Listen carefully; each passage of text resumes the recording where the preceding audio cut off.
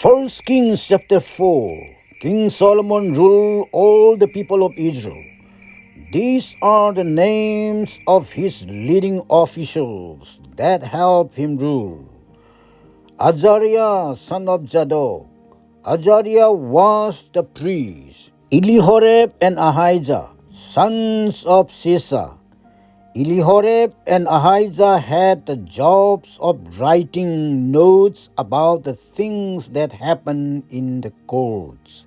Jehoshaphat, son of Ahilud. Jehoshaphat wrote notes about the history of the people. Benaiah, son of Jehoiada. Benaiah was the commander of the army. Zadok and Abithar. Zadok and Abithar were priests. Azariah, son of Nathan. Azariah was in charge of the district governors. Zabud, son of Nathan. Zabud was a priest and advisor to the King Solomon. Ahishar was responsible for everything in the king's home. Adoniram, son of Abda. Adoniram was in charge of the slaves. Israel was divided into 12 areas called districts. Solomon chose governors to rule over each district. These governors were ordered to gather food from their district and give the food to the king and his family. Each of the 12 governors was responsible for giving food to the king 1 month of each year. These are the names of the 12 governors. Ben-Hur was governor of the hill country of Ephraim. Ben-Deker was governor of Makkaz.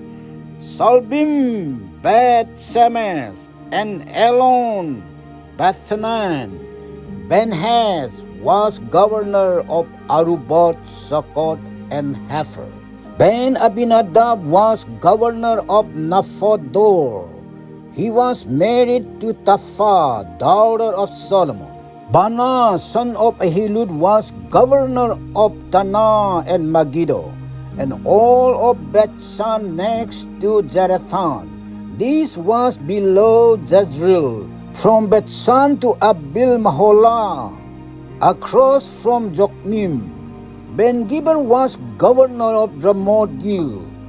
He was governor of all the towns and villages of Jair, son of Manasseh in Gil.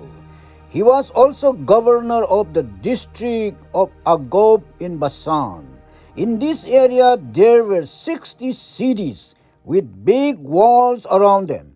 These cities also had bronze bars on the gates. Ahinadab, son of Iddo, was governor of Mahanaim. Ahimaaz was governor of Naphtali. He was married to Basma, the daughter of Solomon. Bana, son of Husai, was governor of Asher and Allad. Jehoshaphat, son of Paruah, was governor of Issachar. Shimei, son of Elah, was governor of Benjamin. Geber, son of Uri, was governor of Gil.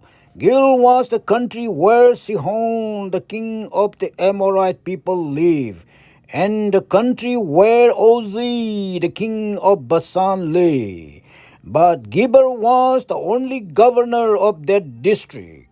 There were many people in Judah and Israel. The number of people was like sands on the seashore. The people lived happy lives. They all drank and enjoyed themselves. Solomon ruled over all the kingdoms from the Euphrates River to the land of the Philistine people. His kingdom went as far as the border of Egypt.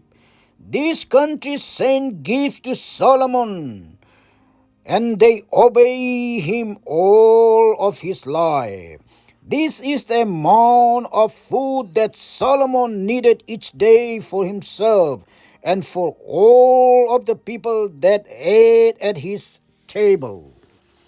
150 bushels of fine flour, 300 bushels of flour, 10 cows that were fed good grain, 20 cows that were raised in the fields, 100 sheep, wild animals such as deer and gazelles and roebucks and game birds. Solomon ruled over all the countries west of the Euphrates River. This was the land from Tipsah to Gaza, and Solomon had peace on all sides of his kingdom. During Solomon's life, all of the people in Judah and Israel, all the way from Dan to Beersheba, lived in peace and security. People were at peace sitting under their own fig trees and grapevines. Solomon had places to keep 4,000 horses for his chariots, and he had 12,000 horse soldiers. And each month, one of the 12 district governors gave King Solomon all those things that he needed. This was enough for every person that ate at the king's table. The district governors also gave the king enough straw and barley for the chariots' horses and the riding horses. Each person brought this grain to required places. God made Solomon very wise. Solomon could understand many things. His wisdom was too great to imagine. Solomon's wisdom was greater than the wisdom of all the men in the east, and his wisdom was greater than all the men in Egypt. He was wiser than any of the men in earth. He was even wiser than Ethan the Erathite. He was wiser than Heman, Karko, and Darda, sons of Mahol. King Solomon became famous in all the countries around Israel and Judah. During his life, King Solomon wrote 3,000 wise teachings and 1,500 songs. Solomon also knew very much about nature. Solomon taught about many different kinds of plants, everything from the great cedar trees of Lebanon to the vines that grow out of the walls. King Solomon also taught about animals, birds, and snakes. People from all the nations came to listen to King Solomon's wisdom. The kings of all nations sent their wise men to listen to King Solomon. 1 Kings chapter 5. Hiram was the king of Tyre. Hiram had always been David's friend. So, when Hiram heard that Solomon had become the new king after David, he sent his servants to Solomon. This is what Solomon said to King Hiram.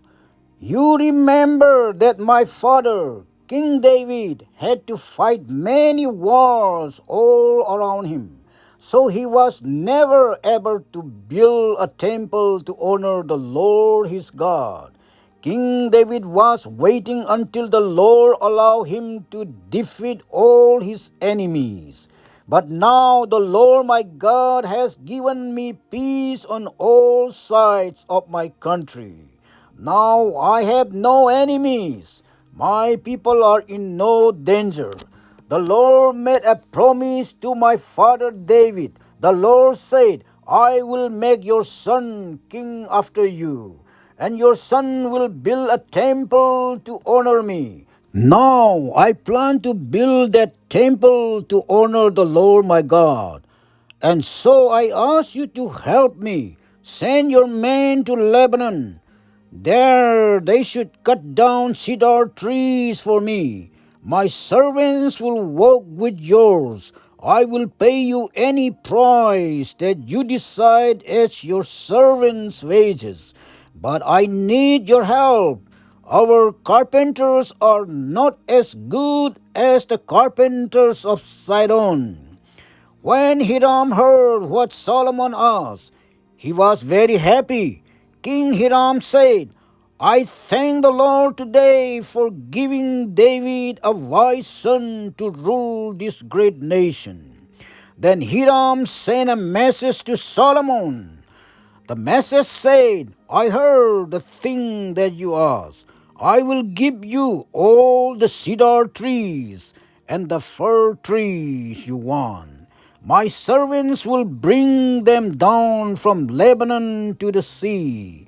Then I will tie them together and float them down the shore to the place you choose. There I will separate the logs, and you can take the trees. Solomon gave Hiram about 120,000 bushels of wheat and about 120,000 gallons of pure olive and oil every year for his family. The Lord gave wisdom to Solomon as he had promised, and there was peace between Hiram and Solomon. These two kings made a treaty between themselves. King Solomon forced 30,000 men of Israel to help in this work. King Solomon chose a man named Adoniram to be the boss. Solomon divided the men into three groups. There were 10,000 men in each group. Each group worked 1 month in Lebanon and then went home for 2 months. Solomon also forced 80,000 men to work in his country. These men had the job of cutting rocks, and there were 70,000 men to carry the rocks. There were also 3,300 men who were the bosses over the people who did the work. King Solomon commanded them to cut out big, expensive stones to be the foundation for the temple. These stones were carefully cut. Then Solomon's and Hiram's builders and the men from Byblos carved the stones. They prepared the stones and the logs for building the temple. This is the word of God, ladies and gentlemen. Thank you everyone for coming. May God bless you all. See you all soon.